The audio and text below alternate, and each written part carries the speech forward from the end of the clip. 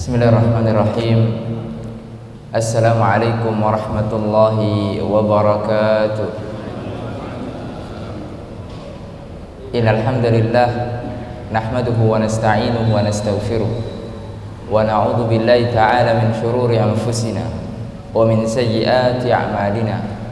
Man yahdihillahu fala mudilla lahu wa man yudlil fala hadiya lahu. Ashhadu an la ilaha illallah wahdahu la syarika lah wa ashhadu anna Muhammadan abduhu wa rasuluh. Qala Allahu rabbuna tabaraka wa ta'ala, ya ayyuhalladzina amanu taqullaha wa qulu qawlan sadida yuslih lakum a'malakum wa yaghfir lakum dhunubakum wa may yuti'illaha wa rasulahu faqad faza fawzan 'azima. Alhamdulillah, bersyukur kita kepada Allah Rabbuna Tabaraka wa Ta'ala yang telah memberikan kepada kita kenikmatan berupa kesehatan dan waktu yang luang, sehingga kita bisa meluangkan waktu untuk mendatangi rumah di antara rumah-rumah Allah Azza wa Jalla untuk menunaikan kewajiban yang telah Allah Subhanahu wa Ta'ala wajibkan kepada kita, yaitu salat subuh berjamaah. Dan ini adalah kenikmatan yang besar, tidak diberikan kepada semua orang.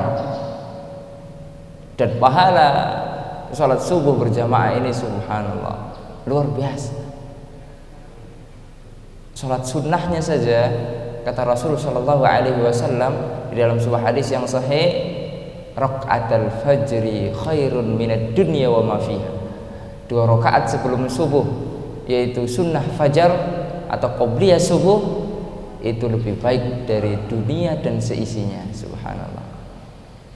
Apalagi sholat wajibnya tentu lebih besar lagi pahalanya di sisi Allah Subhanahu wa Ta'ala. Ma'asyiral muslimin rahimani wa rahimakumullah, insyaallah pada kesempatan yang singkat ini kita menyampaikan saling menasihati antara kaum muslimin, sesama kaum muslimin, mengamalkan firman Allah Subhanahu wa Ta'ala, wa tawassaw bil haqqi wa tawassaw bis sabr. Saling berwasiat dengan kebaikan dan saling berwasiat tentang kesabaran, dan mengamalkan hadis Rasul sallallahu alaihi wasallam, ad-dinun nasihah, yaitu agama kita adalah agama nasihat, saling menasihati agar kita menjadi pribadi yang lebih baik. Di antara yang dianjurkan oleh syariat kita dan disabdakan oleh Rasul sallallahu alaihi wasallam, beliau pernah mengatakan, aktsiru dzikra hadimil ladzat. Perbanyak oleh kita mengingat pemutus segala macam kelezatan. Apa itu? Yaitu zikrul maut, yaitu kita mengingat kematian. Secara tabiat manusia itu tidak ingin mati. Nggih napa mboten? Nggih. Secara tabiat manusia itu lari dari kematian. Ada dari kita baru ngeluh, sudah telepon dokter, dokter obat ngeluh gimana dokter? Subhanallah, baru pilek datang ke puskesmas. Nggih napa mboten? Iya, tabiat manusia itu tidak mau mati. Akan tetapi kematian itu sesuatu yang sudah pasti. Mau tidak mau, ya kita sudah mati. Allah Subhanahu wa Ta'ala berfirman di dalam Al-Quran, kullu nafsin dha'iqatul maut. Setiap yang bernyawa, setiap yang berjiwa pasti akan mengalami yang namanya kematian, baik yang muda maupun yang tua, semuanya, karena mati tidak mengenal umur. Jadi salah ketika memahami mati harus tua, salah. Kemudian memahami mati harus sakit, tidak. Betapa banyak orang mati tidak sakit, ya. Subhanallah, banyak sekali. Oleh karenanya kita disuruh oleh Rasul sallallahu alaihi wasallam untuk banyak mengingat kematian. Di antara caranya kita mengingat kematian, adalah bagaimana kita terus ya beramal di dunia ini, karena kita tidak tahu sampai mana umur kita. Dalam sebuah hadis yang diriwayatkan oleh Abdullah bin Umar dan dibawakan oleh Al-Imam An-Nawawi di dalam kitabnya Al-Arba'in An-Nawawiyah, beliau mengatakan, kun fid dunya ka'annaka gharibun aw 'abiru sabilin. Jadilah kita di dunia ini seakan-akan kita orang asing, gharib. Ya, ibaratkan kita di dunia ini ya ngontrak. Ya. Ya sudah. Ya. Kita ngontrak sementara hidup kita di dunia. Aw 'abiru sabilin, atau seperti orang yang menyeberang jalan. Bagaimana kehidupan kita diibaratkan oleh Rasul Shallallahu Alaihi Wasallam hanya seluas jalan itu. Itu artinya kehidupan kita itu singkat sekali. Oleh karena kalau tidak dimanfaatkan untuk kebaikan, kalau tidak dimanfaatkan untuk amalan saleh, kehidupan kita akan sia-sia dan semua akan dimintai pertanggungjawaban di hadapan Allah Rabbuna Tabaraka wa Ta'ala. Oleh karenanya yang paling penting itu ya, ma'asyiral muslimin rahimani wa rahimakumullah, adalah bukan masalah mati, karena mati sudah pasti ya. Akan tapi yang sekarang yang paling penting, apa yang sudah kita siapkan untuk mati, apa yang akan kita bawa di hadapan Allah Azza wa Jal ketika kita ditanya, apakah kita sudah siap untuk menjawab, apakah kita sudah siap untuk mempertanggungjawabkan di hadapan Allah Rabbuna Tabaraka wa Ta'ala. Oleh karena ma'asyiral muslimin rahimani wa rahimakumullah, di dunia ini, di kehidupan yang singkat ini, oleh karenanya perbanyak kita menanam amalan-amalan kebaikan. Sebagaimana dikatakan para ulama, ad-dunya mazra'atul akhirah. Dunia adalah tempat kita menanam nanti panen di akhirat. Dan tabiat manusia sebagaimana kita katakan tidak suka mati. Manusia ini tabiatnya adalah hubbud dunya wa karahiyatul maut. Senang dunia dan ya tidak suka mati. Subhanallah. Terkadang memang perlu diingatkan, mau sampai kapan kita hanya sibuk dengan urusan dunia, kemudian mengesampingkan urusan akhirat, sedangkan malakatul maut sudah menunggu kita. Subhanallah. Ma'asyiral muslimin rahimani wa rahimakumullah. Oleh karenanya jadikan ini sebagai bahan introspeksi diri. Sudahkah kita hidup di dunia ini puluhan tahun ini, apa yang sudah saya berikan untuk agama Allah Subhanahu wa Ta'ala? Apa yang sudah saya berikan untuk agama Islam? Apa yang akan menemani kita nanti di alam kubur ketika tidak ada seorang pun, tidak ada apa-apapun yang akan menemani kita kecuali amalan kita yang akan setia menemani kita. Itu yang harus kita persiapkan. Sebagaimana dalam sebuah hadis Rasulullah SAW mengatakan, yatba'ul janazatu salasun, yatba'ul janazata salasun. Jenazah itu diikuti oleh 3 hal. Ya, ketika kita mati nanti akan ikut bersama kita di belakang 3 hal. Yang pertama adalah ahluhu, keluarganya. Keluarga kita ikut mengantarkan kita. Anak kita, mungkin sanak saudara, ya, kerabat. Kemudian maluhu, harta kita ikut juga ngantar. Kita punya mobil, mungkin kita diantar pakai mobil kita. Kita pakai motor, ya, kita diantar pakai motor kita. Subhanallah. Kemudian yang ketiga adalah amaluhu, amalan kita ngantar kita. Akan tetapi kata Rasulullah SAW, fayarji uthnani, 2 pulang, dah mau lagi menemani kita, yaitu ahluhu wa maluhu, keluarga kita pulang. Walaupun keluarga kita banyak, satu pun tidak mau menemani kita, pasti pulang. Ya. Walaupun kita punya istri banyak, punya anak banyak, punya apa lagi, keluarga banyak, tetangga banyak, tidak mau. Satu pun tidak mau menemani kita di kuburan. Ya. Walaupun 5 menit, mau antum menemani orang di kuburan 5 menit, ikut dikubur. Ya, itu uji nyali namanya. Kemudian hartanya tidak mungkin juga ikut dikuburkan. Kita punya mobil, masa ikut dikuburkan? Ya, tidak mungkin. Kita punya rumah, tidak mungkin dikuburkan juga. Berarti wayabqa wahid, kata Nabi SAW, yaitu satu yang akan menemani kita, yaitu amalan kita. Oleh karenanya dunia ini tempat beramal. Ya, adapun nanti akhirat tempat pembalasan. Faman ya'mal mithqala dzarratin khairan yarah, wa man ya'mal mithqala dzarratin syarran yarah.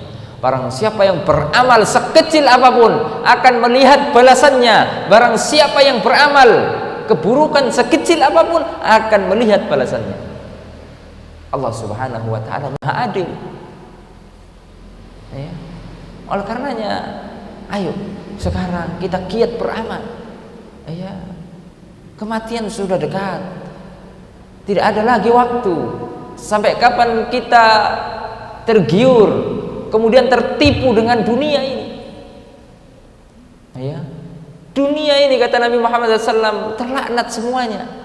Dalam sebuah hadis Rasulullah SAW mengatakan, ad-dunya mal'unah, mal'unun ma fiha. Dunia ini semuanya terlaknat, dan semua apa yang ada di dalam dunia ini terlaknat. Illa dzikrullah wa mawala au alimun wa muta'allimun. Kecuali orang-orang yang senantiasa mengingat Allah, orang-orang yang senantiasa kemudian berzikir kepada Allah,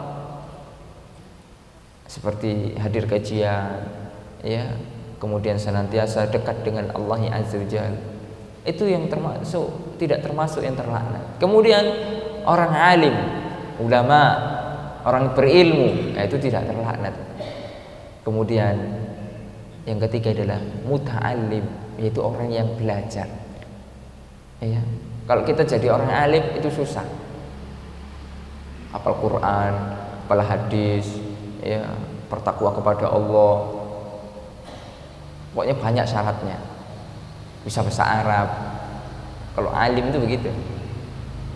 Tapi minimal kalau kita tidak bisa derajat alim, minimal kita derajatnya muta'allim, orang yang mau belajar. Ya. Orang yang mau belajar, mendengarkan, kemudian diamalkan. Kan ilmu itu yang paling penting apa? Barokah. Ilmu itu yang paling penting, barokah. Kita mendengarkan ilmu, kemudian kita pulang, kita amalkan, kita ajarkan kepada keluarga kita. Itu barokah itu. Ya. Jadi bukan main banyak-banyakan ilmu, akan tapi tidak barokah. Hanya untuk sombong-sombongan. Ilmu itu yang paling penting, barokahnya itu. Ya. Oleh karenanya kecerdasan, ya, kecerdasan itu apa? Salah satu agar kita bisa meraih ilmu. Akan tapi itu bukan satu-satunya. Harus dengan taufik hidayah dari Allah Azza wa Jalla. Betapa banyak orang yang cerdas akan tapi sesat. Ya. Ada sebuah kisah tentang orang yang cerdas tapi sesat. Namanya Wasil bin Atha. Pernah dengar namanya Wasil bin Atha? Beliau ini muridnya Al Hasan Al Basri. Di antara, ya, hidupnya di generasi Al Qurun Al Mufaddalah, sebagaimana sabda Rasul sallallahu alaihi wasallam, ya, yang diriwayatkan oleh Imam Bukhari dan Muslim, khairu qarni, ya, yaitu qarni, khairu ummati qarni, sebaik-baik umat yaitu qarni, yaitu sahabat zamanku, kata Nabi. Tsummal ladzina yalunahum, kemudian setelah zamannya sahabat, yaitu siapa? Tabi'in. Tsummal ladzina yalunahum, kemudian setelahnya zamannya tabi'in, yaitu tabi'ut tabi'in. Nah, Wasil bin Atha ini cerdasnya luar biasa. Ya. Kebiasaan Wasil bin Atha ini, Pak. Ya. Kalau kita kan biasa mungkin membeli buku ya, satu-satu gitu ya. Membeli buku satu kemudian dikumpulkan jadi perpustakaan. Kalau Wasil bin Atha ini memiliki kebiasaan yang tidak biasa gitu, yaitu menyewa perpustakaan. Tidaklah orang boleh masuk satupun kecuali dia sudah menyelesaikan semua buku, sudah membaca semua buku yang ada di perpustakaan itu. Itu Wasil, cerdas. Allah kasih kecerdasan. Ya. Akan tapi ada sisi kurangnya, yaitu memiliki lidah yang apa? Nggak bisa bilang R itu apa? Pelat, apa? Cadel. Ya. Jadi tidak bisa dia. Nah, suatu ketika Wasil bin Atha ini mau dipermalukan oleh kawan-kawannya. Biasalah kadang kawan-kawan kan iseng ya. Jadi Wasil bin Atha ini mau dipermalukan. Tiba-tiba diadakan suatu kajian, langsung Wasil bin Atha ini ditodong, suruh maju. Ya. Agar orang-orang tahu, ketika itu banyak orang yang datang. Ya. Agar orang-orang tahu Wasil ini cadel, tidak bisa ngomong ya. Subhanallah. Mau dipermalukan. Orang-orang tidak tahu kalau Wasil bin Atha ini cerdas. Akhirnya majulah Wasil bin Atha. Ya. Subhanallah. Orang mau menjebak agar Wasil bin Atha ditertawakan, diolok-olok gara-gara tidak bisa bilang R. Dari awal khutbahnya, dari A sampai Z tidak terucap sama sekali huruf Ra. Subhanallah. Saking cerdasnya. Jadi dibuat padanan kata, ya, sesuatu kata yang awalnya ada R itu dibuat yang padanan kata yang tidak ada R. Itu tanpa persiapan. Bayangkan, misalnya kita disuruh khutbah Jumat, fadhol Ustaz khutbah Jumat, tapi kula nyuwun mboten nggak ada huruf R-nya nggih. Gimana itu? Ya, gimana bingungnya kita? Kalaupun kita dikasih waktu seminggu, belum tentu bisa itu. Innal hamdalillah nahmaduhu wa nasta'inuhu wa nastaghfiruh wa nastaghfiruh ada. Ya, assalamualaikum warahmatullahi wabarakatuh. Sudah ada R-nya. Subhanallah. Wasil bin Atha bisa. Itu saking cerdasnya itu. Gimana? Luar biasa. Ya, akan tetapi Wasil bin Atha ini sesat. Ya, berpemahaman Mu'tazilah. Keluar dari majelisnya Al Hasan Al Basri. Ya, oleh karenanya kecerdasan itu tidak cukup. Butuh taufik hidayah dari Allah. Oleh karena Syekhul Islam Ibnu Taimiyah pernah mengatakan, "Utu zakaan walam yu'tu zakaan." Ya. Orang yang diberi kecerdasan akan tapi sesat karena tidak diberi kesucian hati. Terkadang orang biasa-biasa saja, dia tidak pati cerdas, tapi hatinya mau menerima kebenaran. Diilingno, diingatkan, masya Allah, senang dia. Ya, karena merasa tidak berilmu. Ketika diingatkan dengan halus, dengan baik, mau menerima kebenaran. Kemudian diamalkan, rujuk dari pendapat-pendapat yang mungkin yang dipegang yang lama. Subhanallah, bersih hatinya. Ya, tidak menyimpan kedengkian, tidak menyimpan segala macam penyakit-penyakit hati. Oleh karenanya ma'asyiral muslimin rahimani wa rahimakumullah, kembali lagi marilah ya kita perbanyak amalan saleh ya, sebagai bekal kita menuju Allah Azza Wajalla. Tidak ada yang akan kita bawa nanti di hadapan Allah Azza Wajalla kecuali kita membawa hati yang bersih, ya, bersih dari segala macam bentuk kesyirikan, bersih dari segala macam bentuk kemaksiatan dan yang lainnya. Ya, yauma la yanfa'u malun wala banun illa man atallaha biqalbin salim. Pada hari yang tidak akan bermanfaat harta dan anak-anak kecuali orang-orang yang datang kepada Allah Rabbuna Tabaraka wa Ta'ala dengan hati yang bersih. Ya. Oleh karena dengan mengingat kematian setiap saat kita mengingat kematian, ya, akan menimbulkan, akan menghasilkan kita terus beramal dan beramal. Ya. Ingat saja besok mati, sehingga sholat kita lebih khusyuk lagi. Kemudian kita tidak terlalu tertipu dengan dunia. Bukan berarti kita ini tidak boleh nyari dunia, boleh. Kaya ini boleh atau tidak? Boleh tidak kita kaya itu boleh? Oh ya boleh. Ya, kaya itu boleh. Ya. Yang tidak boleh adalah kekayaan melalaikan kita dari jalan Allah Azza wa Jalla. Kaya tapi lupa kepada Allah Azza wa Jalla. Awalnya dulu miskin, masya Allah rajin salat berjamaah, ya, subuh tidak pernah telat, zuhur, asar, maghrib. Habis itu naik jabatan, diangkat jadi komisaris, ya, naik jabatan. Ya, akhirnya kemudian temannya yang biasa sholat berjamaah bertanya, "Hei, kok udah datang? Kok jarang kelihatan lagi di masjid?" Iya, wah, sibuk ya. Sibuk.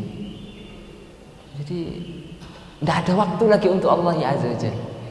Lalai. Betapa banyak hal itu terjadi, diberikan ujian berupa kekayaan sedikit demi sedikit, kemudian meninggalkan Allah Azza wa Jalla. Para sahabat dahulu itu kaya-kaya, Pak. Akan tetapi digunakan kekayaan itu di jalan Allah Azza wa Jalla. Ya. Subhanallah. Di antara sahabat yang kaya yang disebutkan al-asyarah mubasysyirina bil jannah itu semuanya kaya kecuali satu. Semua. Mulai dari Abu Bakar, itu kaya, Pak. Ya. Umar kaya. Utsman, apalagi Utsman itu pernah membebaskan sumur untuk diwakafkan untuk kaum muslimin, harganya 2 miliar. Ya. Jadi subhanallah, sahabat itu kalau udah urusan surga nomor 1. Ya, nomor 1 sudah. Siapa yang kata Rasulullah SAW, siapa yang mau membebaskan sumur ini mendapatkan surga. Utsman sudah tidak tinggal, ya, tidak tinggal diam sudah. Saya ya Rasulullah. Dibeli itu sumur dari orang Yahudi. Ya, dibeli. Awalnya nego-nego alot, tidak mau jual. Ya, orang Yahudi kan licik dia. Ya, jadi musim paceklik, orang-orang butuh air, dia punya sumur, dijualnya air dengan harga yang mahal. Sehingga kaum muslimin, ya, khususnya atau kemudian ya manusia pada umumnya itu kan butuh air. Ya, subhanallah. Lalu kemudian mereka tidaklah akan mendapatkan air kecuali dengan harga yang mahal. Ya, sehingga mereka harus, ya, mengeluarkan uang yang begitu banyak untuk hanya mendapatkan air. Oleh karena Nabi Muhammad SAW mengatakan, siapa yang mau wakaf air ini untuk kaum muslimin, baginya surga. Akhirnya Utsman maju. Ya. Akhirnya Utsman maju, ditawar-tawar, dinego-nego, awalnya bulat. Ya, namanya orang Yahudi, tidak mau dijual. Akhirnya mau dia dijual.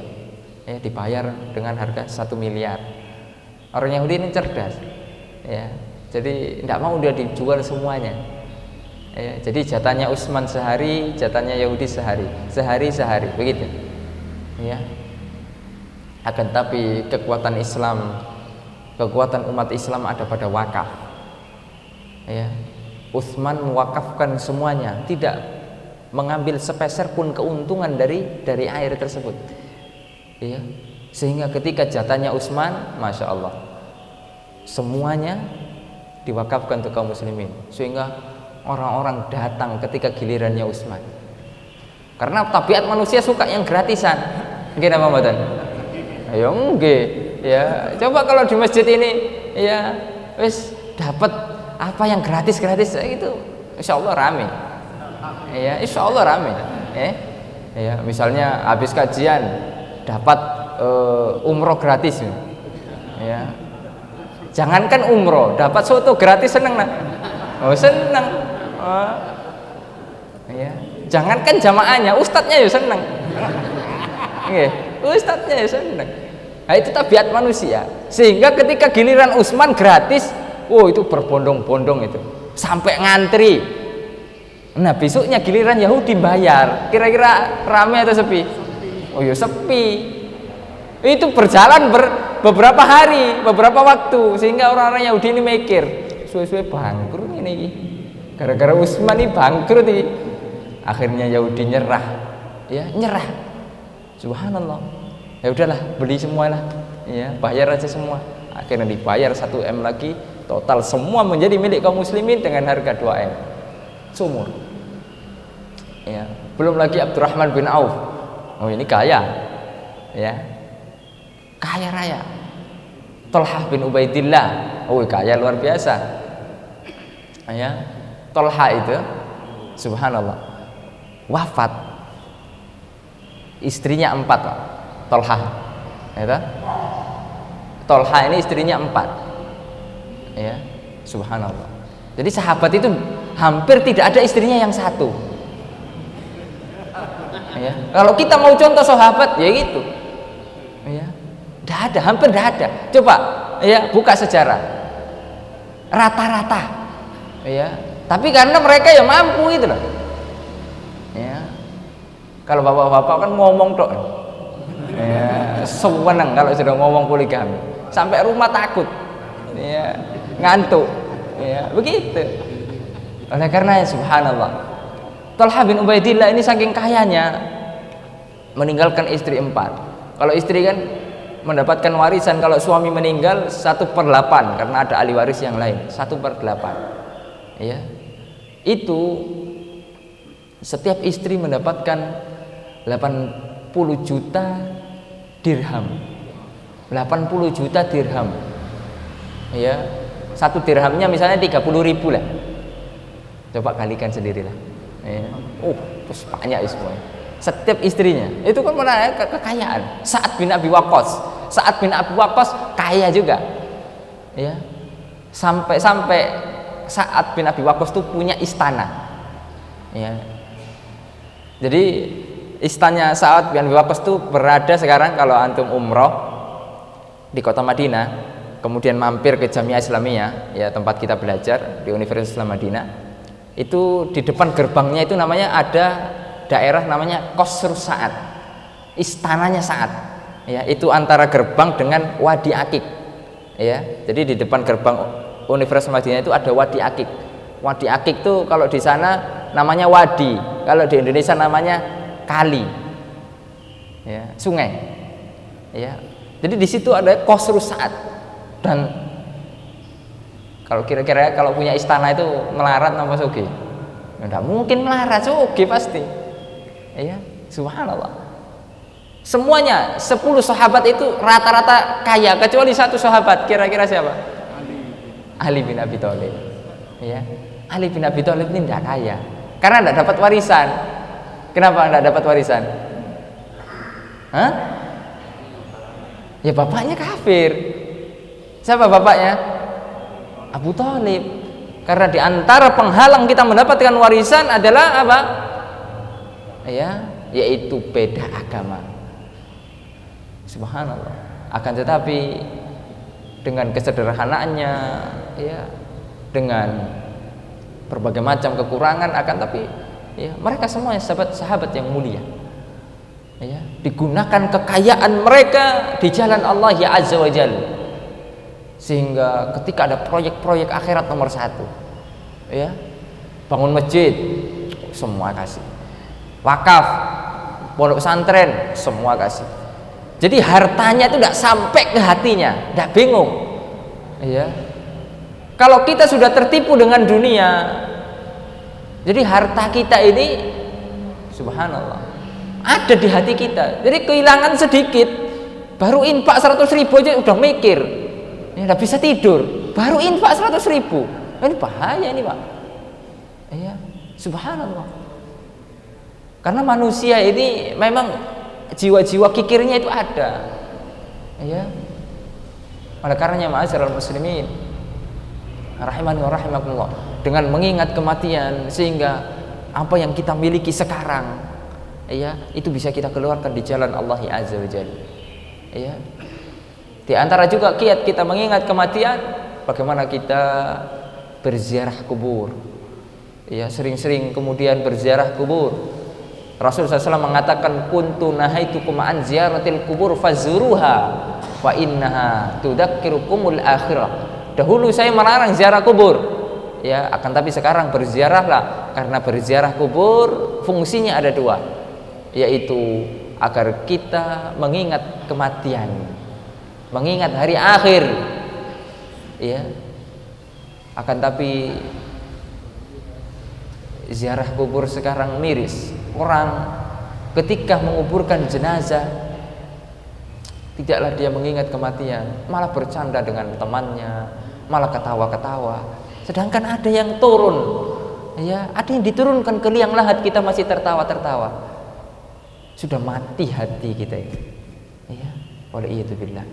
Padahal mengingat kematian, harusnya kita mengingat kematian ketika kita di kuburan itu. Bukan ketawa-ketawa, bukan ngomong urusan bisnis.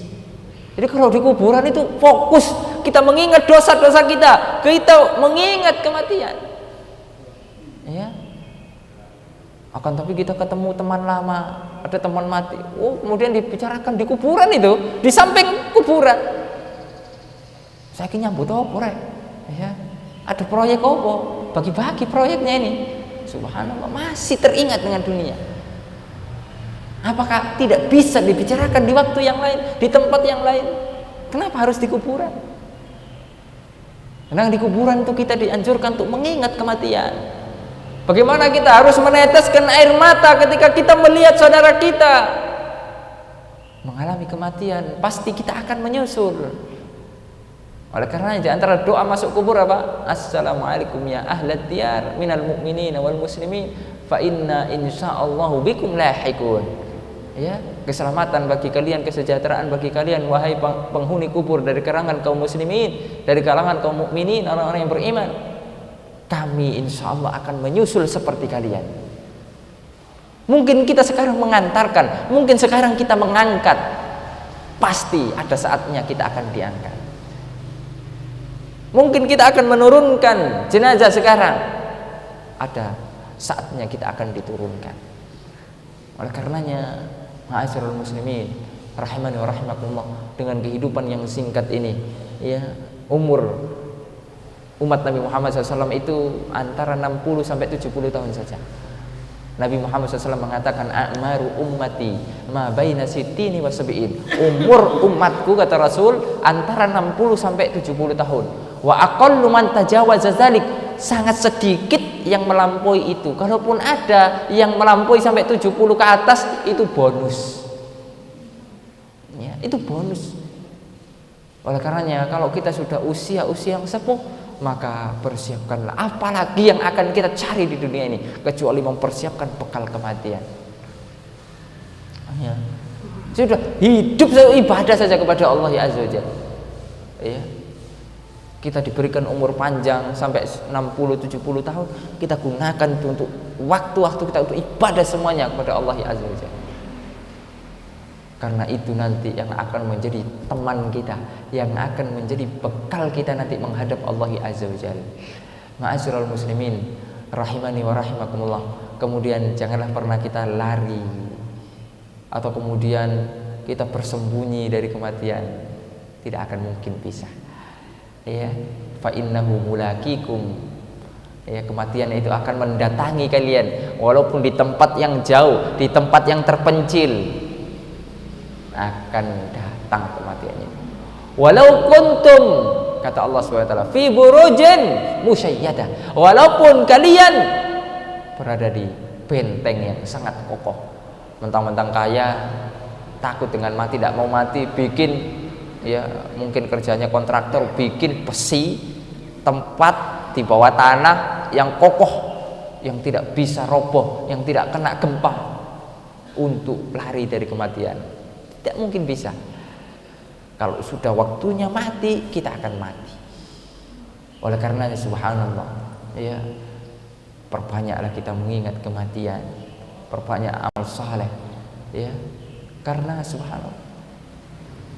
Kemarin baru tadi malam saya dikabarkan guru saya meninggal, ya, yang ada di Mesir, ya. Beberapa waktu sempat WA-WA-an, ayo Syekh, karena di Mesir itu kan dakwah salafiyah itu sudah mulai kayak dihalang-halangi begitu. Jadi kita mau coba guru-guru kita bawa ke Indonesia untuk mengajar di pondok kita.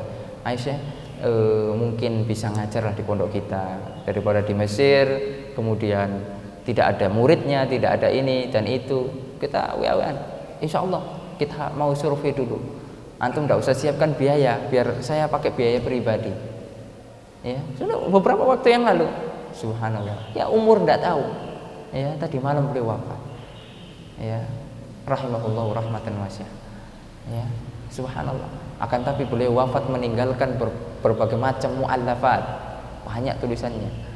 Ya, sampai saat ini saya lagi mengajarkan buku beliau. Ya, tentang mustalahul hadis, tentang hadis. Ya, bermanfaat. Jadi apa yang akan kita tinggalkan nanti setelah kita mati? Ya, itu. Beliau meninggalkan apa? Ilmun yuntafa'u bih, ilmu yang bermanfaat. Dan kitabnya banyak, sudah tersebar seluruh dunia. Ya, dipelajari oleh kaum muslimin. Oleh karenanya Rasulullah SAW mengatakan idza matal insanu inqata'a wa amaluhu illa min salatin. Jika kita mati semuanya terputus kecuali 3 hal. Yang pertama adalah shadaqatin jariyah. Ayo kalau kita punya harta, ada proyek kebaikan, kita ambil bagian. Walaupun itu cuma 5.000, walaupun itu cuma 10.000 ataupun 100.000, kita ambil bagian. Ya. Ada penggalangan dana bikin masjid. Ayo, ya, kita sisihkan. Tiap subuh kita masukkan 10.000, subhanallah. Itu yang akan menemani kita nanti kuburan itu yang itu. Ya, ada kemudian bangun pondok pesantren. Ayo, kita sama-sama urunan. Berapa butuh berapa? Ayo, bareng-bareng. Mau buat apa harta kita ini? Mau buat apa kemudian kita ya buat rumah banyak-banyak, buat ini banyak-banyak, proyek banyak-banyak, tapi tidak digunakan di jalan Allah. Buat apa? Mati itu sih tidak dibawa semuanya. Itu kita akan tinggal itu semuanya. Ya. Harta kita wakafkan di jalan Allah ya azza wajalla. Au ilmin yuntafa'u bi, atau ilmu yang bermanfaat. Atau sedikit ilmu kita ajarkan. Ya, minimal kita ajarkan kepada keluarga kita, ke istri kita, ke anak-anak kita. Atau kalau kita tidak bisa mengajarkan, ya kita biayai anak kita itu menuntut ilmu. Kita pondokkan, kita ngajikan dia, bisa baca Al-Quran untuk bisa menjadi anak yang saleh. Awaladin solihin yad'ula. Kemudian yang ketiga adalah anak yang soleh yang akan senantiasa mendoakan orang tuanya. Anak yang soleh itu aset, aset. Ya, jadi aset investasi terbaik adalah bagaimana kita bisa mendidik anak kita akan menjadi anak yang soleh solihah. Mereka yang akan mendoakan kita. Ya, kalau kita menjadi anak soleh Pak, kalau kita di kuburan kita akan senantiasa ingat kepada orang tua kita. Ya Allah, ampunilah dosa bapak saya, ampunilah dosa mak saya, ampunilah dosa-dosa mbah-mbah saya. Subhanallah. Ya, kita akan mendoakan ya. Coba kalau anaknya tidak soleh, Pak mati yang penting warisan. Ya, itu kalau anak tidak soleh gitu, sedang mati wis. Ya, malah kita didoakan sedang mati. Itu kalau anak tidak soleh itu Pak. Subhanallah. Buru-buru mendoakan kita. Ya, kita didoakan cepat mati. Ya, oleh karenanya ya, dengan kita terus belajar, rutin terus duduk di majelis ilmu, ya kita menyempatkan waktu. Ya, masa kita kerja seminggu, ya, tidak ada waktu untuk kita ikut ngaji. Ya, harus ada ikut ngaji. Ya, paling minimal ya seminggu sekali. Tapi maksimal ya setiap hari kan mantap. Ya, setiap subuh ngaji. Untuk biar hati kita ini adem.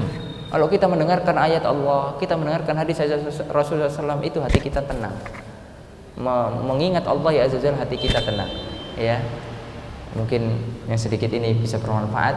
Semoga Allah Subhanahu Wa Taala memberikan keberkahan kepada kita, senantiasa memberikan kepada kita istiqomah. Ya, istiqomah ini berat, Pak. Ya, tidak semua orang bisa istiqomah. Oleh karena kita terus minta kepada Allah, ya muqallibal qulub, tsabbit qalbi ala dinik. Wahai Zat yang Maha membolak-balikkan hati, ya berikanlah keistiqomahan kepada hati kita. Ya, semoga Allah Subhanahu wa taala mengumpulkan kita di surga Allah Azza wa Jalla. Ya, bersama para nabi dan para sahabatnya dengan rahmat Allah Azza wa Jalla. Wa sallallahu ala nabiyyina Muhammad wa ala alihi wa sahbihi wasallam. Subhanakallahumma wa bihamdika asyhadu an la ilaha illa anta